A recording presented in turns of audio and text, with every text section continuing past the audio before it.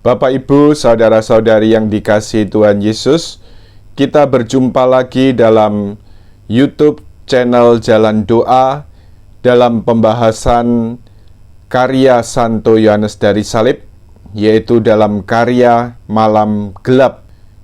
Pada bagian yang ke-11 ini, kita akan melanjutkan pembahasan kita mengenai cacat celah atau kelemahan-kelemahan yang bisa menimpa para pemula dalam perjalanan menuju Allah. Kita akan membahas satu kelemahan ini, yaitu mengenai kemarahan rohani. Jadi dalam hal ini sebagai satu gambaran bahwa Santo Yohanes Salib menunjukkan kelemahan-kelemahan para pemula yang kemudian merujuk pada 7 dosa pokok sebagai acuannya.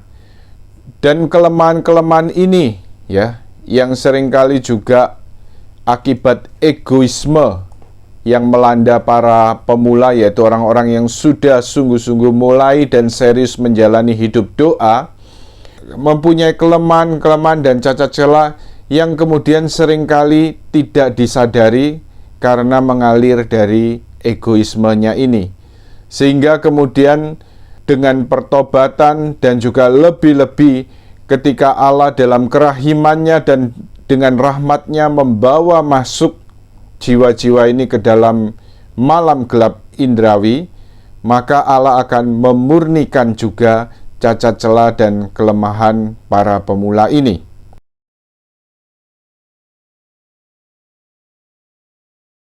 Sebelum kita masuk dalam pembahasan mengenai kemarahan rohani, kita lihat secara umum mengenai kemarahan, ya.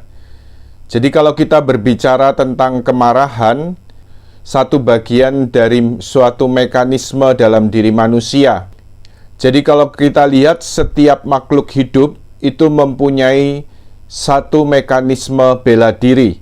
Ya, seperti contoh kalau misalnya satu tumbuhan seperti putri malu, ya, begitu disentuh, dia langsung kemudian melindungi dirinya, lalu ya seperti apa, memingkupkan dirinya, menutup dirinya, begitu ya. Nah, demikian juga manusia juga mempunyai satu mekanisme bela diri, yaitu jadi berusaha melindungi dirinya bila misalnya ada bagian atau dalam sisi dirinya yang mengalami perlakuan yang tidak menyenangkan atau harga dirinya disinggung dan sebagainya. Dan biasanya kemudian satu mekanisme bela diri ini akan keluar dalam bentuk kemarahan, ya. Kalau kita lihat kemarahan itu sendiri memang ada dua jenis sebagai satu kelemahan yang pertama, lalu yang kedua sebagai suatu watak. Jadi kalau itu suatu kelemahan, kemarahan ini tidak akan mewarnai perilaku sehari-hari, ya. Jadi marah pada saat-saat tertentu saja dan pada hal-hal tertentu saja. Tetapi kalau sudah menjadi watak, ya, menjadi suatu perilaku, jadi ini merupakan satu ciri atau pembawaan dan orang sedikit-sedikit mudah meletup-letup, mudah emosi, mudah marah juga bahkan dalam hal-hal yang sepele.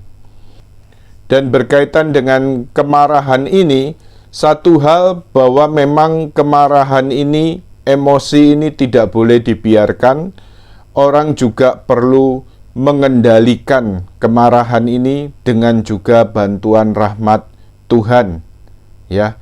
Karena banyak hal bisa lahir dari kemarahan, bahkan juga perbuatan-perbuatan jahat, perbuatan dosa dan sebagainya seringkali juga bisa timbul dari kemarahan ini. Baik, sekarang akan kita lihat mengenai apa yang diajarkan Santo Yohanes Salib mengenai kemarahan rohani. Kita lihat pembahasan Santo Yohanes Salib dari buku Malam Gelap yang pertama, bab 5 artikel yang pertama. Bila rasa senang dan nikmat dalam hal rohani berhenti, maka mereka merasa tidak puas dan menjadi jemu dalam segala sesuatu yang mereka lakukan. Akibatnya, mereka mudah menjadi marah karena hal-hal sepele. Jadi misalnya seseorang dalam doa mengalami satu penghiburan rohani yang begitu menyenangkan, ya.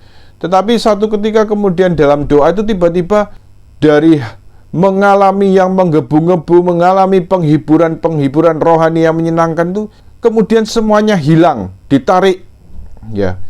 Lalu di sini kemudian karena akibat dari rasa kehilangan ini, ya, sebenarnya juga satu kelekatan pada hiburan-hiburan rohani ini. Lalu kemudian akhirnya apa? Jiwa menjadi jemu, menjadi tidak puas dengan segala apa yang mereka lakukan dalam doa ini, ya. Sehingga kemudian terbawa dalam perilaku berikutnya, ya, dalam hidup sehari-hari. Jadi mudah marah juga dalam hal-hal yang sepele. Dan ini tentu membawa akibat juga bagi lingkungan sekitarnya, ya. Jadi karena mereka menjadi mudah marah terhadap hal-hal sepele, sehingga mereka seringkali tidak disenangi oleh siapapun, ya. Jadi menjadi satu pribadi yang seringkali menakutkan, angker, ya. Jadi membuat orang berusaha menghindari. Baik, kita lanjutkan pada artikel yang pertama ini. Hal ini sering terjadi sesudah dalam doa orang mengalami penghiburan rohani. Dan kemudian ketika semua kenikmatan dan rasa senang itu lewat, maka kodrat merasa ditinggalkan, kurang puas, dan tidak bersemangat. Jadi keadaan ini, ya, kalau diibaratkan mereka ini seperti bayi yang disapi. Ketika sedang puas-puasnya menyusu, tahu-tahu kemudian disapi, sehingga kemudian artinya apa? Secara emosi kemudian jengkel, marah. Ya, kok kesenangannya ini kok hilang? Ya, lagi senang-senangnya minum susu ibu, tahu-tahu kemudian kok mengalami pahit-pahitan, sehingga kemudian kesenangan ini hilang, sehingga merasa jengkel.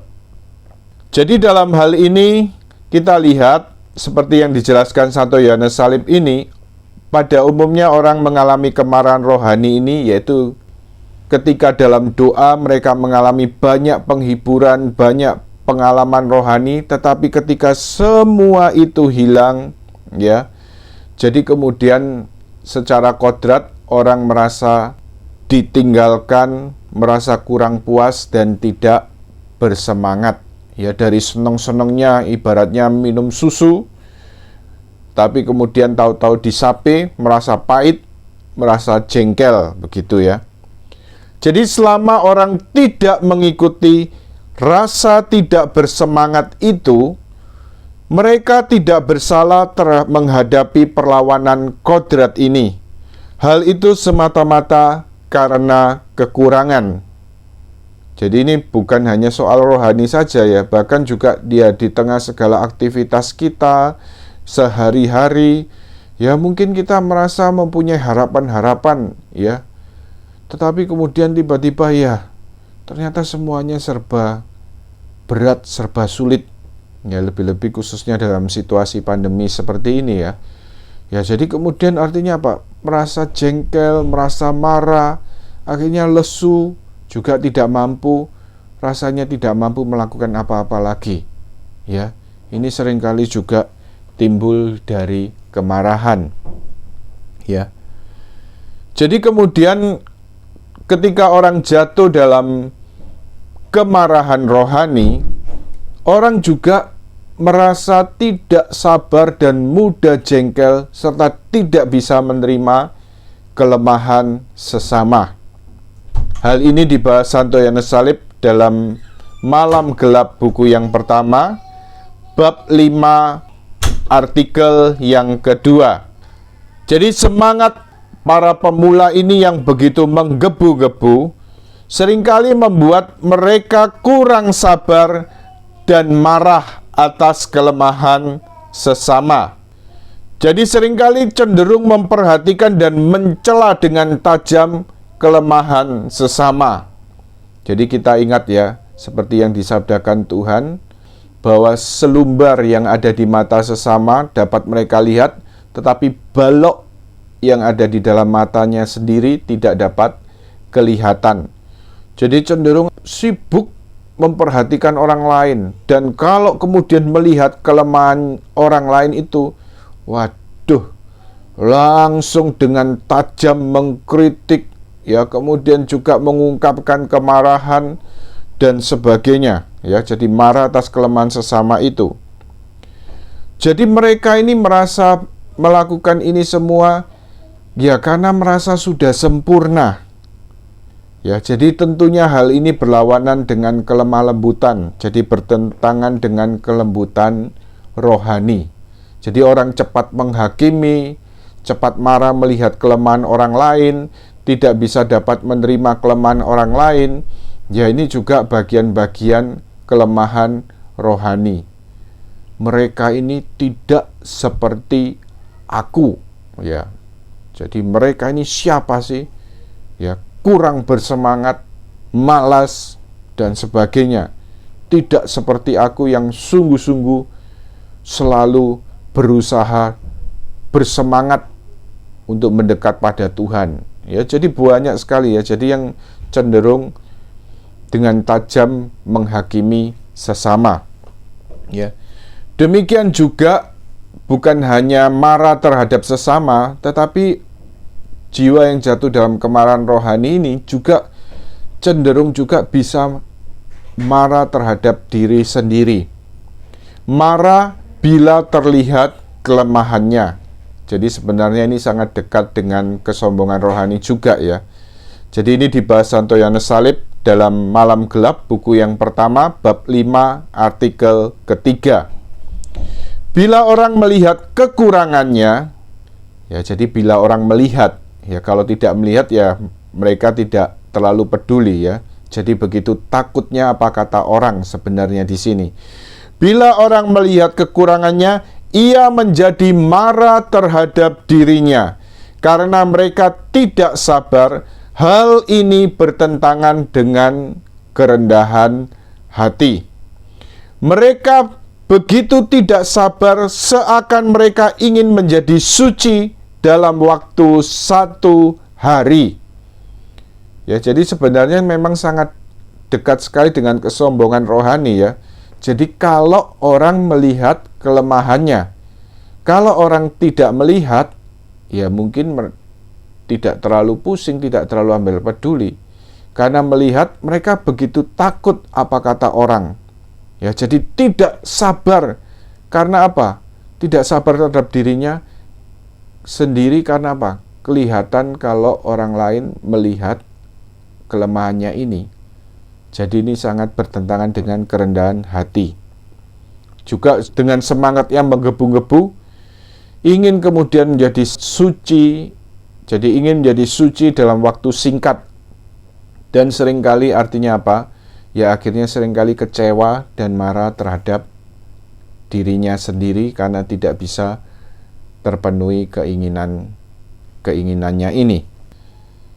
Jadi kemudian satu ciri lain yang kemudian dinyatakan oleh Santo Yohanes Salib pada artikel yang ketiga ini, banyak orang seperti itu menyusun banyak niat dan rencana besar. Mereka tidak rendah hati dan terlalu percaya diri.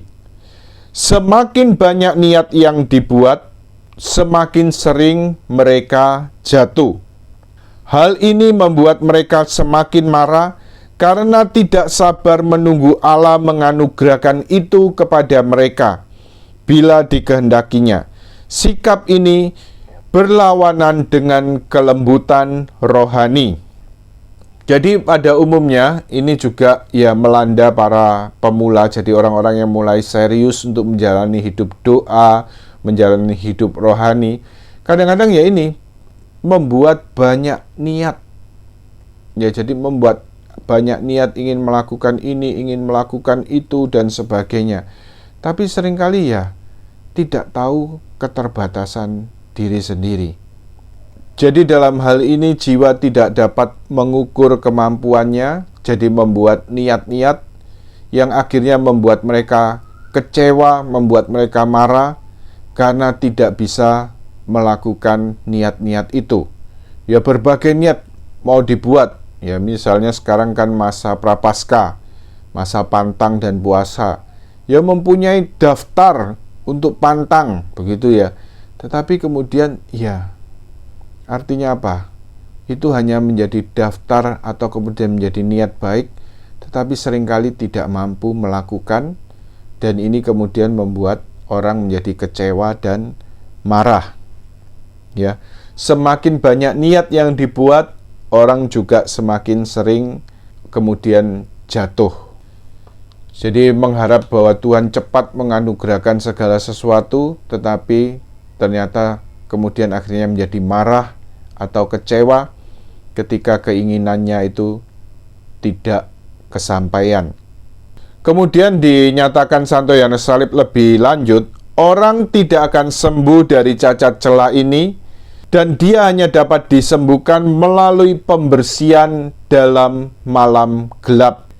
Jadi dalam hal ini, ya segala bentuk kemarahan rohani yang muncul dari egoisme ini memang pada saatnya memang Allah yang campur tangan untuk memurnikan, untuk membersihkan dalam malam gelap indrawi.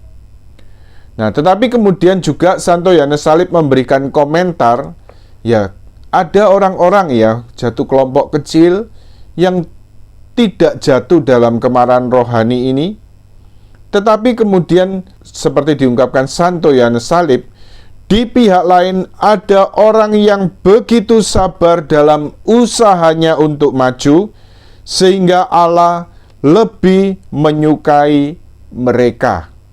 Jadi ini orang-orang yang sungguh-sungguh, artinya apa?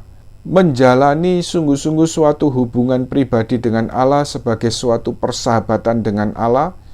Ya, mereka begitu sabar ya terhadap sesama, terhadap diri sendiri, dan mereka juga menyadari kelemahan-kelemahannya, dan kemudian artinya apa? Terus berjalan maju, ibarat orang berjalan, ya mereka tidak banyak niat, tetapi mereka berjalan selangkah demi selangkah, setapak demi setapak. Dan satu hal, karena kasih dan kerahiman Tuhan, kalau kita sungguh-sungguh serius mau melangkah, walau hanya selangkah, walau hanya setapak, tetapi dalam kasih-Nya, dalam kerahimannya, Allah juga mau berlari menyambut kita 1000 langkah. Ya, ini satu gambaran ya, bagaimana Allah menghargai setiap usaha kita. Allah tidak menuntut hasil, tetapi Allah menghargai setiap usaha yang mau kita lakukan untuk menyenangkan Tuhan, ya, untuk mengasihi Dia, juga melalui kehidupan doa, kehidupan rohani, juga penghayatan kehidupan rohani dalam kehidupan sehari-hari. Baik, ini sebagai pembahasan Santo Yohanes Salib mengenai kemarahan rohani, dan akan kita lihat karena dalam pembahasan tadi Santo Yohanes Salib beberapa kali menyinggung bahwa kemarahan rohani ini berlawanan dengan kelembutan rohani. Baik, kita lihat apa itu kelembutan rohani, sebagaimana kemudian yang juga dinyatakan dan diajarkan oleh Tuhan Yesus dalam Injil Matius bab 11 ayat 29. Belajarlah padaku, karena aku lemah lembut dan rendah hati. Jadi kemudian Santo Fransiskus dari Sales memberikan komentar, ada 2 sifat utama dari Kristus, yaitu kerendahan hati dan kelemah lembutan. Jadi pada kesempatan pembahasan mengenai kesombongan rohani, kemudian Santo Yohanes Salib juga membahas tentang kerendahan hati. Jadi tentang kerendahan hati telah kita bahas dengan cukup panjang lebar, bersama juga dengan lawannya, yaitu kesombongan rohani. Maka pada kesempatan ini kita akan membahas mengenai kelemah lembutan atau kelembutan rohani. Jadi kelemah lembutan atau kelembutan rohani, praotes, ini merupakan kebajikan yang ada di tengah-tengah antara terlalu banyak marah dan juga terlalu sedikit marah. Jadi kelemah lembutan atau kelembutan rohani ini jadi kebajikan yang ada di tengah-tengah antara orang yang boleh katakan tidak pernah marah, jadi seperti flat, datar-datar saja, tidak pernah emosi, tidak pernah marah, dengan orang yang terlalu pemarah, meledak-ledak, ya, cepat emosi, ya, sedikit-sedikit marah, ya. Tapi kemudian kebajikan kelemah lembutan atau kelembutan rohani ini ada di tengah-tengah secara seimbang. Jadi orang yang lemah lembut, orang yang dapat mengendalikan diri, ya, karena dikendalikan oleh Allah, yaitu orang yang tahu bahwa ada saatnya orang perlu marah, ada saatnya orang tidak perlu marah, ya, yaitu marah di saat yang tepat dan tidak pernah marah pada saat yang tidak tepat. Ya, jadi orang yang cukup seimbang dalam pengendalian diri. Kemudian juga satu ciri kelemah lembutan atau kelembutan rohani ini, orang tidak cepat menghakimi. Ya, jadi tidak cepat menghakimi. Jadi sebagaimana yang kemudian diteladankan Tuhan Yesus sendiri, ya, bagaimana Tuhan Yesus bersikap sabar, penuh kasih dan belas kasihan pada para pemungut cukai, para pelacur, orang-orang berdosa yang mau bertobat. Yesus bersikap sabar, ya. Tetapi kemudian Yesus juga sekaligus kemudian bersifat yang berlawanan, yaitu Yesus mengecam dengan keras para ahli Taurat dan orang Farisi. Jadi dalam hal ini memang, ya, karena apa? Tuhan Yesus tahu membedakan, ya. Jadi bagaimana orang yang keras hati karena terbentuk oleh kesombongan dan egoismenya, ya, tetapi kemudian ada orang-orang yang termasuk golongan para pendosa ini, mereka kemudian lebih dapat membuka diri terhadap kasih dan belas kasihan Tuhan, ya. Jadi dalam hal ini kelemah lembutan Kristus ini bertentangan dengan sikap ahli Taurat dan orang Farisi yang cepat menghakimi, yang cepat menilai, yang menganggap dirinya lebih baik dari orang-orang lain. Baik untuk melihat tentang kelemah lembutan ini yang ada dalam diri Kristus, kita lihat juga satu pengalaman konkret yang ada dalam riwayat hidup Santo Yohanes Salib. Bagaimana rupanya suatu ketika dalam kematangan rohaninya, Santo Yohanes Salib semakin banyak dikenal dan juga makin banyak orang juga datang kepadanya untuk meminta bimbingan rohani atau juga meminta untuk boleh menerima sakramen pengakuan dosa. Nah, satu ketika di satu tempat bagaimana di mana Santo Yohanes Salib melayani, lalu ada seorang pendosa yang berat, ya, jadi boleh dikatakan, ya, melakukan berbagai macam kejahatan dan dosa, tapi tiba-tiba hatinya, ya, entah mendengarkan khotbah dari Santo Yohanes Salib atau mungkin mendengar bahwa dia seorang imam yang suci dan sebagainya, membuat dia begitu tertarik dan ingin mengaku dosa, ya, menerimakan sakramen pengakuan dosa. Tetapi di satu sisi ada rasa takut, ya, ini kemudian dia ungkapkan pada temannya, ya. Jadi dia merasa takut, dia ini Romo Yohanes Salib ini orang yang suci.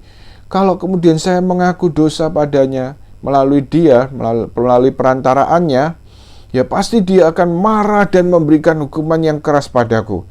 Tapi kemudian temannya itu mendesak supaya, artinya apa? Temannya yang ingin mengaku dosa ini supaya sungguh-sungguh untuk datang dalam ruang pengakuan untuk menerima sakramen pengakuan dosa.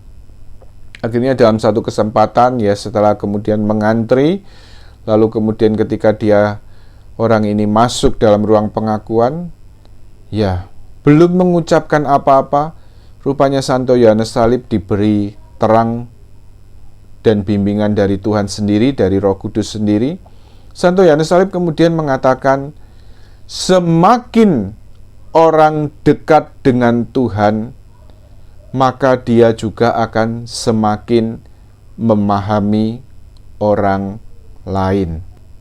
Mendengarkan ini, lalu kemudian si peniten, si pendosa ini langsung kemudian menangis, langsung kemudian dia mengeluarkan semua beban-beban dosanya itu dalam sakramen pengakuan dosa ini, dan dia juga mengalami satu pertobatan yang dalam.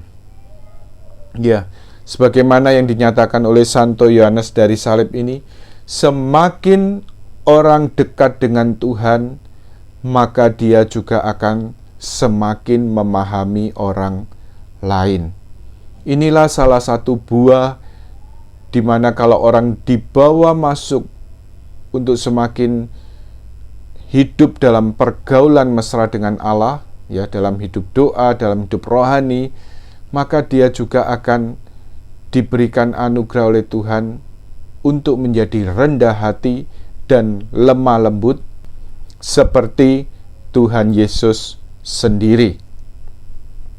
Baik, ini pembahasan kita mengenai kemarahan rohani dan juga kelembutan rohani. Pada kesempatan berikut kita akan membahas mengenai kerakusan rohani. Mari kita tutup dalam doa, dalam nama Bapa dan Putra dan Roh Kudus. Amin. Bapa Surgawi, kami mengucap syukur dan terima kasih untuk pengajaran yang Kau berikan melalui Santo Yohanes dari Salib dalam pembahasan kemarahan rohani ini. Utuslah Roh Kudus-Mu untuk bekerja di dalam diri kami masing-masing, untuk menjadikan kami pribadi yang dari hari ke hari boleh semakin serupa dengan Tuhan Yesus Kristus Putra-Mu, untuk menjadi lemah lembut dan rendah hati seperti Yesus sendiri. Demi Kristus Tuhan dan pengantara kami. Amin. Dalam nama Bapa dan Putra dan Roh Kudus. Amin. Tuhan memberkati. Fides florigera, splendor celi, Virgo puerbera, singularis, maternitis, sed filii nesciam.